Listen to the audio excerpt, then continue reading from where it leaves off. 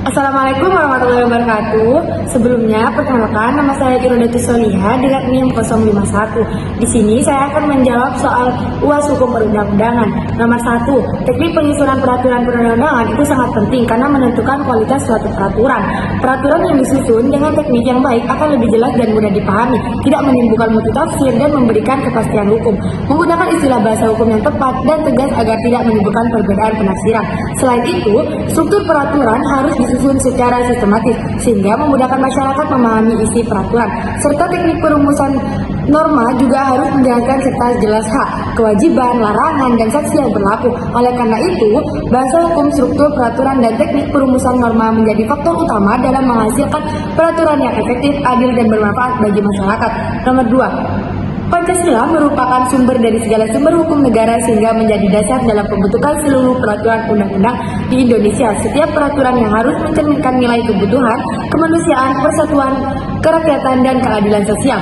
Dalam proses pembentukan hukum, Pancasila berfungsi sebagai pedoman agar norma yang dibuat tidak hanya memberikan kepastian hukum, akan tetapi juga menciptakan keadilan dan bermanfaat bagi masyarakat. Oleh karena itu, setiap peraturan yang bertentangan dengan nilai-nilai Pancasila dianggap tidak sesuai dengan cita hukum bangsa Indonesia. Nomor 3, asas kedayagunaan dan kehasilgunaan menghendaki agar setiap peraturan perundang-undangan benar, dibutuhkan, dan memberikan manfaat bagi masyarakat. Implementasinya dilakukan melalui identifikasi masalah, penyusunan naskah akademik, perumusan norma yang tepat, serta evaluasi setelah peraturan diberlakukan. Suatu peraturan dapat dikatakan berhasil apabila mampu menyelesaikan permasalahan hukum, memberikan perlindungan kepada masyarakat, dan juga meningkatkan kepastian hukum. Dengan demikian, pembentukan peraturan tidak hanya berfokus pada keberadaan aturan, tapi juga pada manfaat nyata yang dirasakan oleh masyarakat.